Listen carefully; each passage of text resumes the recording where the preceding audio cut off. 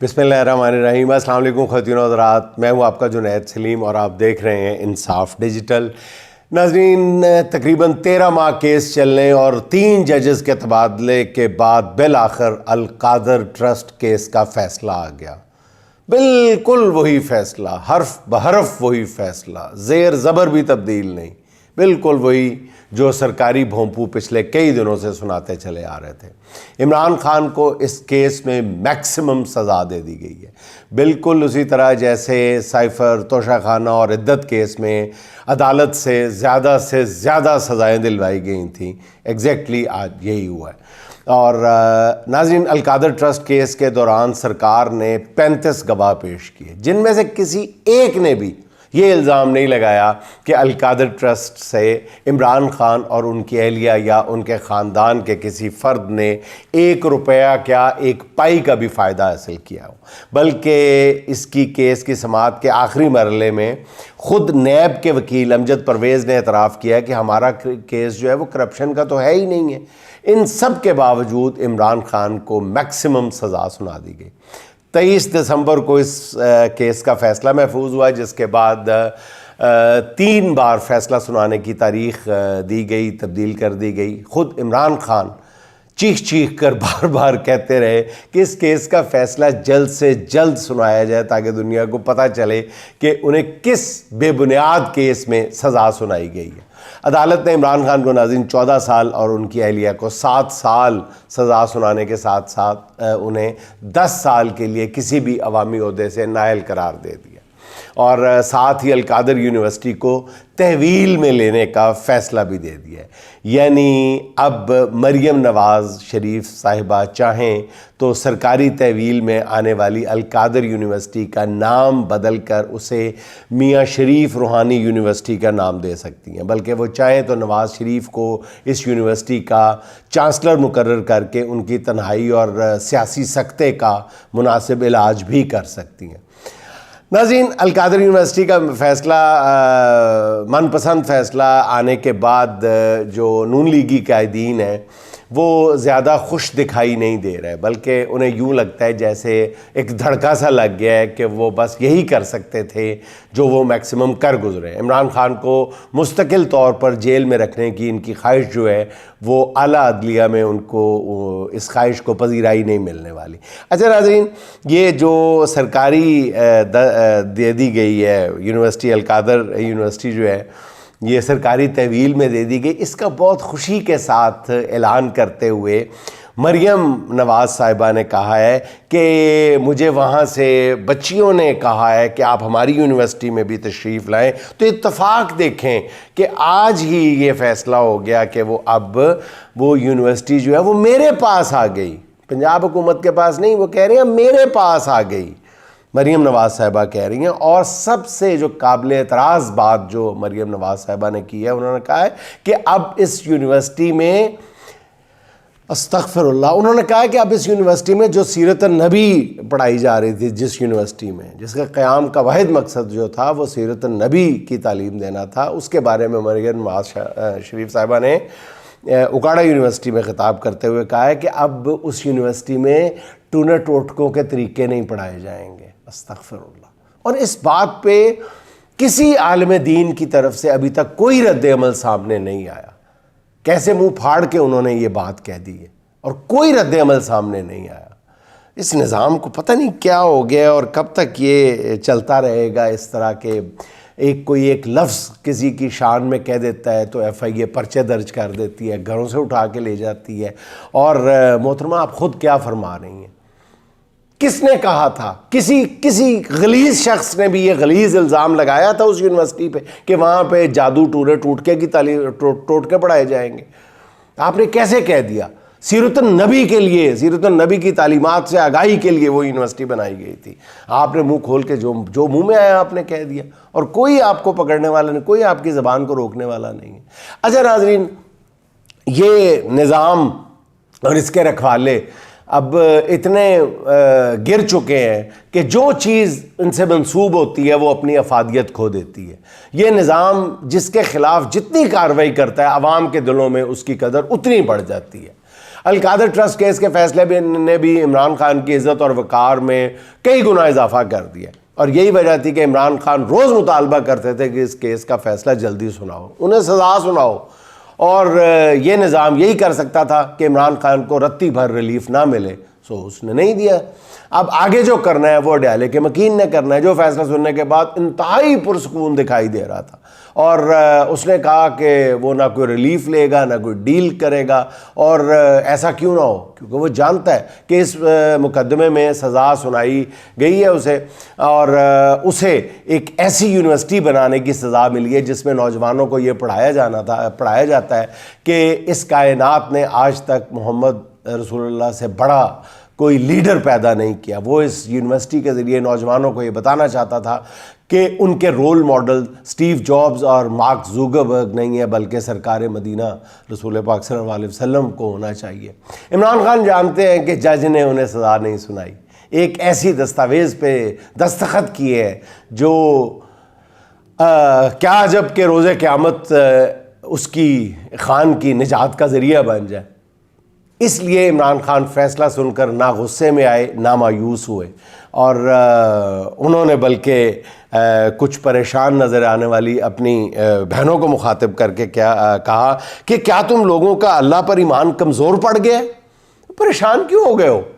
اور آپ دیکھیں کہ جس شخص کو 14 سال قید کی سزا سنائی گئی, اگلے لمحے اس کا جملہ کیا تھا, بلکہ بیرسٹر سلمان صفدر بتاتے ہیں کہ عمران خان نے فیصلہ سن کے پہلے تو کہکا لگایا, اور اس فیصلے کے بعد صحافیوں سے بات چیت کی, جو کہ وہاں پہ موجود بعض جو سرکاری بھونپو ہیں جن کو ایک ایک فیصلے کا پتہ تھا, یہ بھی پتہ تھا کہ فیصلے میں کتنی سزا ہونی ہے اور فیصلہ کتنے صفحات پر مشتمل لکھا گیا ہے, کس نے کہاں لکھا ہے, کہاں اس کی نوک پلک درست کی, سب کچھ پتا تھا جن صحافیوں کو. وہ صحافی وہاں پہ شور مچاتے رہے تاکہ عمران خان جو ہے وہ صحافیوں سے گفتگو نہ کر سکے, اور قوم کے نام. لیکن پھر بھی عمران خان نے اپنا وہی پیغام دیا ہے کہ بس آپ نے گھبرانا نہیں. اب القادر ٹرسٹ کا فیصلہ دینے والے جج سے متعلق بھی ناظرین انتہائی شرمناک بات, ایک غلیظ فیصلے کے بعد انتہائی غلیظ انکشاف, اور میں حیران ہوں کہ اس سے پہلے قوم کے سامنے یہ بات کیوں نہیں آ سکی. ان جج صاحب کی حقیقی شہرت جاننا ہو تو ان کچہریوں کے وکلاء سے بات کر لیں جہاں یہ بطور سول جج اور بطور سیشن جج کام کرتے رہے ہیں. وکلاء جو ہیں وہ ان کی شان میں جس طرح کے قصیدے کہتے ہیں, میرا خیال ہے کہ وہ میں یہاں بیان نہیں کر سکتا. انہوں نے القادر ٹرسٹ کیس جس انداز سے چلایا اس پر پہلے بھی بات ہو چکی ہے, کس طرح عدالت کی بجلی بند ہونے کے باوجود موبائل فون کی روشنی میں بھی کیس چلتا رہا, کیس کے دوران کس طرح ہائی کورٹ کے فیصلے کی نفی کرتے ہوئے صحافیوں کو عدالت جانے سے روکا گیا. بہرحال یہ جج صاحب ناصر جاوید رانا جس کلاس اور جس کماش سے تعلق رکھتے ہیں اس کے متعلق سپریم کورٹ کے فیصلے بھی آج سامنے آئے ہیں, انتہائی شرمناک, انتہائی غلیظ. میں حیران ہوں کہ اس شخص کو جج بنایا کس نے. یعنی اب تو کوئی کسی کو, جو بندہ بھی یہ بات کرے یہ ناصر جاوید رانا کے بارے میں, اس کو گھبرانا بھی نہیں چاہیے. اس کو اس لیے نہیں گھبرانا چاہیے کہ جو کچھ ناصر جاوید رانا کے بارے میں کہا ہے وہ میں نے نہیں کہا, وہ کسی ویلاگر نے, کسی جرنلسٹ نے نہیں کہا, وہ کسی وکیل نے نہیں کہا, سپریم کورٹ آف پاکستان نے کہا ہے. سپریم کورٹ آف پاکستان کا فیصلہ سامنے آیا ہے جو 2024 میں دیا گیا تھا. فیصلہ کیا تھا؟ ناصر جاوید رانا نے بطور سول جج ایک ملزم وہاب الخیری کا ریمانڈ دے دیا, حالانکہ وہاب الخیری کو ان کے سامنے عدالت میں پیش ہی نہیں کیا گیا, اور ریمانڈ دینے کے لیے ضروری ہوتا ہے کہ ملزم کو عدالت میں پیش کیا جائے. اس کے بعد جب یہ کیس سپریم کورٹ میں گیا تو وہاں جج ناصر جاوید رانا نے جھوٹا بیان الفی جمع کرا دیا, جس پر سپریم کورٹ نے فیصلہ دیا کہ اس ناصر جاوید رانا میں یہ رجحان پایا جاتا ہے کہ وہ کوئی بھی غیر قانونی کام کر سکتا ہے, اس لیے یہ کسی بھی عدالتی عہدے کے لیے نااہل ہے. سپریم کورٹ نے جج ناصر جاوید رانا سے عدالتی اختیار واپس لے کر ان کی جگہ کسی اور سول جج کو تعینات کرنے کا حکم جاری کیا ہے, اور ساتھ ہی متعلقہ ہائی کورٹ کو حکم دیا تھا کہ وہ سول جج ناصر جاوید رانا کے خلاف مزید قانونی کارروائی کریں. یہ سپریم کورٹ کا ناصر جاوید رانا کے خلاف دیا گیا فیصلہ ہے، اور ایسے کرداروں کو عمران خان کے خلاف فیصلوں کے لیے استعمال کیا جا رہا ہے. او بھائی، اگر آپ نے فیصلہ کروانا ہی تھا تو کم از کم تھوڑی سی ہسٹری تو جج کی دیکھ لیتے. اور یہ جس کے بارے میں سپریم کورٹ نے دو ٹوک انداز میں باقاعدہ برطرفی کا اعلان کیا، فیصلہ دیا، آپ نے اس کے منہ سے یہ فیصلہ، اس کے ہاتھوں سے یہ فیصلہ کروانا تھا. اب تو ہائی کورٹ میں جب یہ کسی بھی ہائی کورٹ میں جب یہ فیصلہ جائے گا، کسی بھی یہ بالائی عدالت میں یہ فیصلہ جائے گا، تو وہ سوچیں گے کہ نچلا فیصلہ کس جج نے دیا ہے. وہ مقدمے کا جو اس کا مٹیریل ہے وہ تو بعد میں جائے گا، فیصلہ جو ہے بعد میں جائے گا. پہلے تو یہ جائے گی بات بالائی عدالت کے پاس کہ کس جج نے فیصلہ دیا ہے، اس جج نے جس کو سپریم کورٹ نے ہٹانے کا حکم جاری کیا ہوا ہے. استغفر اللہ. اچھا ناظرین، القادر ٹرسٹ کیس عمران خان پر قائم کیا جانے والا سب سے بڑا مقدمہ تھا، ذہن میں رکھیں. سب سے کہتے تھے یہ سیریس ترین مقدمہ، سب سے سنگین ہے، اور سب سے پہلے بھی بنایا بھی یہی گیا تھا. اس کیس میں حقیقی طور پر اگر کوئی جان ہوتی ناظرین، آپ خود سوچئے، اگر یہ کیس سٹرونگ ہوتا تو پھر عمران خان پر مزید مقدمات کی ڈبل سینچری کیوں بنانا پڑتی؟ ٹھیک ہے نا. اگر ایک بندہ، اگر پہلے کیس اتنا سٹرونگ تھا تو پھر بنانے والوں کو پتا ہونا چاہیے تھا اسی میں سے نہیں بچ سکتا، مزید ایک کیس بھی کرنے کی ضرورت نہیں، الٹا بھی لٹک جائے تو اس کیس میں سے نہیں نکل سکتا عمران خان. تو پھر اس کیس کی آپ اوقات پہ ساتھ دیکھ لیں کتنی کمزور تھی کہ مزید 250 مقدمے قائم کرنے پڑے اس پہلے مقدمے کے بعد. توشہ خانہ، عدت، سائفر کے مقدمات کی تو ہائی کورٹ میں دھجیاں اڑنے کے بعد حکمرانوں کی پوری کوشش تھی کہ القادر ٹرسٹ کیس کا فیصلہ ایسا ہونا چاہیے جو کم از کم اعلیٰ عدلیہ میں ٹھہر سکے. اس لیے القادر ٹرسٹ کے فیصلے کو ناظرین کہا جا رہا ہے کہ صرف احتساب عدالت کے جج پہ، یہ ناصر جاوید رانا پہ نہیں چھوڑا گیا، بلکہ اصلی ججوں کے پاس بھی لے کے گئے، بڑے بڑے چیمبرز میں لے کے گئے، اس کی نوک پلک درست کرائی گئی، کئی قانونی دماغوں کو یہ فیصلہ دکھایا گیا، اس کے سکن دور کرنے کی کوشش کی گئی. اس کوشش میں یہ فیصلہ جو ہے 3 بار مؤخر کرنا پڑا ہے. یہی وجہ ہے کہ یہ فیصلہ آنے سے کئی روز پہلے ہی مارکیٹ میں آؤٹ ہو چکا تھا، پرچہ آؤٹ ہو گیا تھا، حتیٰ کہ مختصر فیصلے کے 4 صفحات ہوں گے، یہ بھی پہلے سب کے علم میں تھے. مگر ہر طرح کی کوشش کے باوجود ناظرین، القادر ٹرسٹ کا جو مختصر فیصلہ سامنے آیا اس میں اتنے بڑے بلنڈرز ہیں کہ آزاد قانونی ماہرین نے سر پکڑ لیا کہ کھودا پہاڑوں نکلا مرا ہوا چوہا.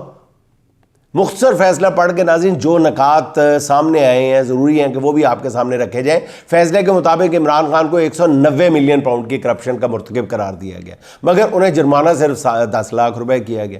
اگر کرپشن 190 ملین پاؤنڈ کی تھی تو جرمانہ محض 10 لاکھ روپے کیوں؟ اس کا مطلب یہ ہے کہ احتساب عدالت نے بھی تسلیم کیا ہے کہ عمران خان پر کرپشن کوئی ثابت نہیں ہوئی. اور مختصر فیصلے میں ایک جگہ لکھا ہے کہ اگرچہ نیب کے پیش کردہ شواہد میں بے ضابطگیاں اور تضادات موجود ہیں، مگر یہ نیچرل ہے. وہ نیچرل ہے بھائی، بے ضابطگیاں موجود ہیں، شواہد ہے، آپ خود کہہ رہے ہیں کہ یہ استغاثہ کمزور ہے، اور پھر میکسیمم سزا کس بات کی؟ وہ اتنی سی بھی اگر جھول ہوتی تو میں پہلے بھی آپ کو عرض کر چکا ہوں مثال دے کے کہ ابھی سپریم کورٹ آف پاکستان نے چند دن پہلے، ہفتہ 2 ہفتہ پہلے قتل کے ملزم کو اس لیے رہا کر دیا کہ جناب اس کو شک کا فائدہ دیا کہ استغاثے کے مطابق یہ جو گواہ ہیں یہ آدھی رات کے وقت گھر میں موجود تھے. تو سپریم کورٹ کے ججز نے کہا کہ آدھی رات کے وقت گواہ اس گھر پہ اس موقع پہ کیا کر رہے تھے؟ تو سپریم کورٹ نے ہائی کورٹ سمیت سب کے فیصلے نیچے سے اڑا کے رکھ دیے، قتل کے کیس میں معافی دے دی ہے. یہ ہوتا ہے شک کا فائدہ. اور یہاں پہ عدالت خود کہہ رہی ہے، سو کالڈ عدالت خود کہہ رہی ہے کہ جناب یہ استغاثے میں جگہ جگہ جھول موجود ہیں، بے ضابطگیاں موجود ہیں، لیکن سزا کتنی دی گئی؟ میکسیمم. استغفر اللہ. اب قانونی ماہرین کا ناظرین کہنا یہ ہے کہ فیصلے میں لکھے گئے اسی ایک جملے سے ہی ہائی کورٹ میں سرکار کا یہ فیصلہ اڑ جائے گا. اچھا ناظرین، دوسرا حکمران یہ جو ہے اس وقت ذہن میں رکھیں کہ دن رات ڈھنڈورا پیٹ رہے تھے کہ جی بشرا بی بی نے ملک ریاض سے ہیرے اور سونے کی انگوٹھیاں لی ہیں. آج مریم نواز نے بھی اکاڑا میں یونیورسٹی سے طالب علموں سے خطاب کرتے ہوئے اس کا اشارہ کر کے کہا ہے کہ جی سونے اور ہیرے کی انگوٹھیاں لی ہیں. یعنی وہ بھی اس کیس سے الگ سے ملزم تھیں. البتہ جو فیصلہ آیا ہے اس میں سونے کی انگوٹھیوں کا کوئی ذکر ہی نہیں ہے. بشرا بی بی کو صرف اعانت جرم کا مرتکب قرار دے کر سزا سنا دی گئی اور یہی وجہ ہے کہ انہیں 7 سال سزا سنائی گئی ہے. اب فیصلے میں القادر ٹرسٹ یونیورسٹی کی اراضی جو ہے بحق سرکار ضبط کرنے کا حکم بھی شامل ہے. حالانکہ یہ زمین تو عمران خان یا بشرا بی بی کے نام ہی نہیں تھی, یہ زمین تو زلفی بخاری کے نام پر ٹرانسفر ہوئی تھی جن کے خلاف کوئی کیس چلا ہی نہیں. تو پھر زمین کیسے ضبط کرنے کا حکم دے دیا گیا؟ کوئی ایک بلنڈر ہے اس فیصلے میں, کوئی ایک حکم ہے. کچھ تو ہوم ورک کر لیتے سرکار, کچھ تو ہوم ورک کر لیتے, کسی بڑے بندے سے مشورہ ہی کر لیتے اگر جھوٹی سزا سنانی تھی. اینی ہو, اب یہ دیکھیں کہ عمران خان کہتے تھے کہ جلد, یہی وجہ تھی نا کہ ان کو پتا تھا کہ کیس میں ہے کیا. یہی تو بات تھی کہ عمران خان بار بار بلند آواز میں کہہ رہے تھے کہ اس کیس کا فیصلہ جلدی سناؤ تاکہ پوری دنیا کو پتا چلے کہ کس قدر ناانصافی ہو رہی ہے ہماری ساتھ. ابھی تو صرف مختصر فیصلہ سامنے آیا ناظرین, تفصیلی فیصلہ سامنے آنے تک جو آپ دیکھیں گے کہ قوم کا ہنس ہنس کر برا حال ہو جائے گا. اچھا ناظرین, میری اس فیصلے کے بعد لاہور میں موجود ایک انتہائی اعلیٰ عدالتی شخصیت جو آج بھی اپنے عہدے پر متمکن ہیں ان سے بات ہوئی ہے. انتہائی ذمہ دار, انتہائی سنجیدہ شخصیت کے حامل. وہ ان سے جب میں نے اس فیصلے کی بابت پوچھا تو انہوں نے ایک جملہ کہا. انہوں نے کہا کہ صرف خان کے دامن پر کرپشن کے چھینٹے پھینک کر حساب برابر کرنا چاہ رہا ہے یہ نظام.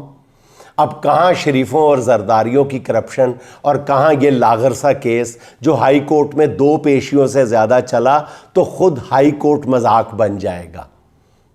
یہ میں آپ کو کوٹ ان کوٹ بتا رہا ہوں, ایک انتہائی اعلیٰ عدالتی شخصیت کے لفظ ہیں یہ.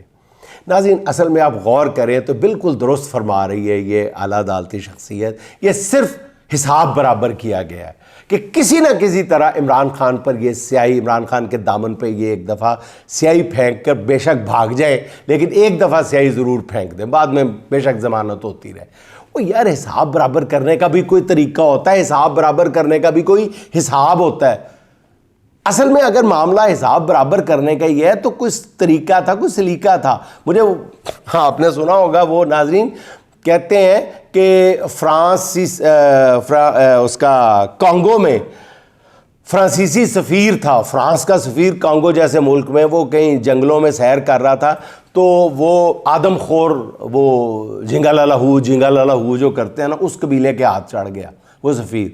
تو انہوں نے سفیر کو کڑھائی میں, زندہ سفیر کو تیل کے کڑھائی میں پھینکا اور بھون کے سفیر ہی کھا لیا. سفیر آدم خور قبیلہ تھا, سفیر کو کھا گئے.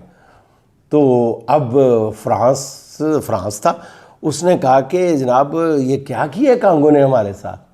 انہوں نے کہا کہ مطالبہ کر دیا کانگو سے کہ جی $50 لاکھ آپ خون بہا ادا کریں. تو کانگو میں سارے حکمران سارے مل کے بیٹھ گئے, انہوں نے کہا $50 لاکھ تو ہم اگلے 5000 سال تک بھی نہیں ادا کر سکتے. تو بڑا سوچا بڑا کہ کیا پھر فرانس جیسے ملک کو کیا جواب دے, جواب تو دینا پڑے گا, کچھ نہ کچھ تو دینا پڑے گا. تو انہوں نے پھر فرانس کو یہ جواب لکھ بھیجا کہ جناب ہم نے بڑا غور و خوض کیا ہے تو ہم اس نتیجے پہ پہنچے ہیں کہ ہم جرمانہ یا خون بہا تو ادا نہیں کر سکتے, آپ فرانس میں جو کانگو کا سفیر ہے نا اس کو تل کے کھا جائیں. تو ناظرین یہ ہے حساب, یہ ہے یہ حساب جس طرح برابر کرنا چاہتے ہیں. ناظرین آپ کو یاد ہوگا میں نے پہلے تو میری یہ پیشگوئی سن لیں, ہو سکتا ہے القادر ٹرسٹ کیس میں سزا پانے کے موقع پہ آپ کو یہ میری بات عجیب لگے, مگر ناظرین میری یہ بات لکھ لیں کہ اب عمران خان کی رہائی کی منزل اور بھی قریب آ گئی. عمران خان پر کرپشن کے آخری کیس کا بھی فیصلہ ہو گیا جسے ہائی کورٹ اٹھا کر اسلام آباد کے سب سے گندے نالے میں پھینک دے گی. اور یہی وجہ ہے کہ آج جو بھی حکومتی رہنما سامنے آیا ہے اس کا چہرہ لٹکا ہوا ہے. انہیں پتہ ہے کہ اب اس سے آگے کھیل جو ہے وہ مکمل طور پہ اڈیالہ والے کے ہاتھ میں چلا گیا. میرے ناظرین کو یاد ہوگا کہ میں نے گزشتہ روز بیرسٹر گوہر کی آرمی چیف سے ملاقات پہ بات کرتے ہوئے کہہ دیا تھا کہ القادر ٹرسٹ میں عمران خان کو سزا ہو جائے گی، مگر پس پردہ معاملات بھی آگے بڑھتے رہیں گے۔ ایک سوال یہ ہے کہ مذاکرات کا اب کیا بنے گا؟ تو حکومت کے ساتھ ہونے والے مذاکرات کے بارے میں جو حکومتی ٹیم مذاکرات کر رہی ہے اس کے بارے میں تو ناظرین پہلے دن سے لے کر آج تک آپ کو میں آگاہ کرتا رہا ہوں، آپ میرے موقف سے اچھی طرح آگاہ ہیں، ان میں تو رتی برابر بھی سنجیدگی نام کی کوئی چیز نہیں ہے۔ اور ناظرین شاید میں آپ کو یہاں پر ایک اور خبر بھی دیتا چلوں کہ کہنے والوں نے حکومت کو، موجودہ وقت کی جو حکومت ہے، اس کو سب کچھ بتا دیا ہے کہ آپ کے پاس کتنا ٹائم ہے اور وہ کیا کرنے جا رہے ہیں۔ یہی وجہ ہے کہ اب یہ جو ہے ٹال مٹول سے کام نہیں لے رہی حکومت جو ہے یہ، بلکہ سیدھا ننگی چٹی ہو کے سامنے آ جائے گی، اور اب وہ آخری دنوں کے کھیل کی تیاری ہے۔ یہی وجہ ہے کہ اب وہ پبلک میں نکل کے اپنا کیس پیش کرنے کی کوشش کرے گی۔ کل رات ناظرین رانا ثناء اللہ اور عرفان صدیقی نے جوڈیشل کمیشن کا مطالبہ مسترد کرتے ہوئے عملی طور پہ ان مذاکرات کے ایک طرح سے خاتمے کا اعلان کر دیا، جس کے بعد پی ٹی آئی کو بھی ان مذاکرات سے کوئی اب دلچسپی نہیں ہے۔ البتہ پس پردہ ہونے والے مذاکرات جاری رہیں گے۔ یہ مذاکرات عمران خان کی محبت میں نہیں ہو رہے ناظرین، حالات کے جبر کی وجہ سے اصلی حکمرانوں کو اس حد تک مجبور کر دیا ہے حالات کے جبر نے کہ عمران خان کے ساتھ معاملات حل کیے بغیر ملک آگے چلتا ہوا کیا ایک سینٹی میٹر آگے بڑھتا ہوا بھی نظر نہیں آ رہا، اور عالمی سطح سے آنے والا دباؤ ہر روز بلکہ ہر گھنٹے کے بعد بڑھتا چلا جا رہا ہے، اور آج کے اس بیہودہ فیصلے کے بعد اس دباؤ میں مزید اضافہ ہو جائے گا۔ اس بارے میں نجم سیٹھی صاحب بھی کہتے ہیں کہ وہ سن لیں جو انہوں نے فرمایا ہے کہ پی ٹی آئی نے ٹھیک ٹھاک پریشر ڈالا ہوا ہے۔ یہ ان کے الفاظ ہیں جو میں بول رہا ہوں کہ پی ٹی آئی نے ٹھیک ٹھاک پریشر ڈالا ہوا ہے، اور اسٹیبلشمنٹ یہ پریشر محسوس بھی کر رہی ہے۔ کوشش ہو رہی ہے کہ ٹرمپ کے آنے سے پہلے پاکستان کے کیس کی پریزنٹیشن تیار کی جائے، اور آرمی کے تحریک انصاف کے ساتھ مذاکرات بھی اسی حکمت عملی کا حصہ ہے۔ اب آخر میں جوڈیشل کمیشن کے اجلاس کا بھی ناظرین ذکر ہو جائے۔ کمیشن کے اجلاس میں اسلام آباد ہائی کورٹ کے لیے 2 ناموں کی سفارش کی گئی ہے۔ ان میں سے ایک سیشن جج اعظم خان ہے، یہ وہی جج صاحب ہیں جنہوں نے عدت کیس میں اسلام آباد کی عدالت میں قابل سماعت ہونے کا، عدت کیس کو اسلام آباد کی عدالت میں قابل سماعت ہونے کا حکم جاری کیا تھا۔ دوسرا نام وکیل راجہ انعام امین کا ہے۔ اس موقع پہ ناظرین ہمیں جج ہمایوں دلاور اور شاہ رخ ارجمند سے ہمدردی ہے، جو اپنی انتہائی صلاحیتوں اور کوششوں کے باوجود فی الحال ہائی کورٹ کے جج نہیں بن سکے، لیکن ان کی کوششیں جاری ہیں ابھی، کیونکہ اور بھی جج اسلام آباد ہائی کورٹ میں لگنے ہیں۔ شاہ رخ ارجمند تو توشہ خانہ 2 کیس کی بڑی تیزی سے سماعت کر رہے ہیں، شاید اس کیس کا فیصلہ جو ہے ان کی ترقی کا ضامن بن جائے۔ آگے پھر دیکھتے ہیں کہ ناظرین کیا ہوتا ہے۔ ناظرین آپ کو ایک دلچسپ بات کی، بہت امپورٹنٹ بات یہ بتانی ہے کہ مریم نواز صاحبہ نے ایک زبردست کام یہ کیا ہے کہ مطالعہ پاکستان کی جو 10ویں جماعت کی کتاب ہے مطالعہ پاکستان کی، اس میں ایک نیا باب شامل کروا دیا ہے۔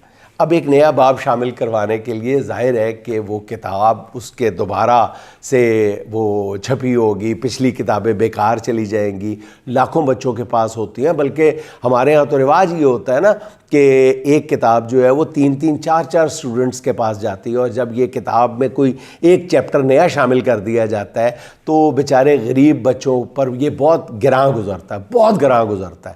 تو انہوں نے یہ چیپٹر کیوں شامل کروایا ہے؟ صرف اپنی تصویر کے لیے، صرف اپنے نام کے لیے۔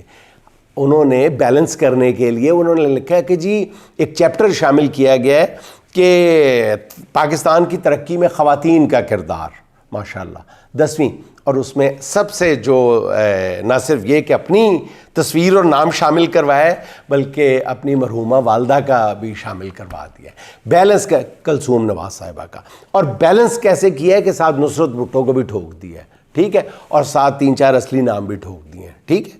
اور میرا سوال صرف اتنا ہے اپنے بارے میں تو لکھا ہے کہ جی 2024 میں وہ پتہ نہیں وہ آ گئی اور ان کے انقلابی اقدامات کیے وہ فلاں. کلثوم نواز صاحبہ کے ساتھ لکھا ہے کہ ان کی بہادری اور دلیری کی داستان، انہوں نے جمہوریت کا سفر یہ کیا وہ کیا پتہ نہیں. اچھا، میرا صرف اتنا سوال ہے کہ اگر جمہوریت کے لیے قربانی دینے کی بات ہو رہی تھی تو پھر ڈاکٹر یاسمین راشد صاحبہ کی تصویر آپ اور نام اور ذکر آپ کیسے بھول گئیں؟ بچے سوال نہیں کریں گے؟ 10ویں جماعت کا بچہ تو بہت عقل اور شعور رکھتا ہے. یہاں تو 5ویں جماعت کا بچہ آپ سے سوال کر رہا ہے کہ آپ نے الیکشن چوری کر لیا. تو جب 10ویں جماعت کا بچہ کلثوم نواز کی تصویر دیکھے گا جمہوریت کے لیے خدمات اور ڈاکٹر یاسمین راشد کی تصویر نہیں دیکھے گا تو پھر کیا کیا سوال کرے گا؟ کیسے ہمیں بندھے ہوئے ہیں، کیسے قوم کو مارنے کی کوشش کی جا رہی ہے، قوم کے ضمیر کو تباہ کرنے کی کوشش کی جا رہی ہے. ناظرین، اسد عباس اسد صاحب کے چند اشعار سن لیجئے. اسد عباس اسد لکھتے ہیں، اذیتوں سے گزر رہے تھے کہ مر نہ جائیں، اذیتوں سے گزر رہے تھے کہ مر نہ جائیں، یہ لوگ ہر روز مر رہے تھے کہ مر نہ جائیں، یہ لوگ ہر روز مر رہے تھے کہ مر نہ جائیں. میں ایسی قبروں پہ جا کے بیٹھا تو رو پڑا میں ایسی قبروں پہ جا کے بیٹھا تو رو پڑا میں، جو لب کشائی سے ڈر رہے تھے کہ مر نہ جائیں، جو لب کشائی سے ڈر رہے تھے کہ مر نہ جائیں.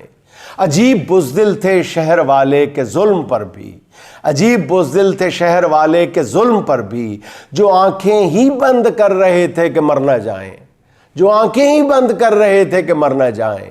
یہ دشت دیکھو یہ بسنے والوں کی بستیاں تھیں، یہ دشت دیکھو یہ بسنے والوں کی بستیاں تھیں، یہ جنگ میں اپنے گھر رہے تھے کہ مر نہ جائیں، یہ جنگ میں اپنے گھر رہے تھے کہ مر نہ جائیں. ناظرین، خوش رہیں، خوش رکھیں. آپ سے ملاقات ہوگی انشاءاللہ اگلے ولاگ میں. اللہ حافظ.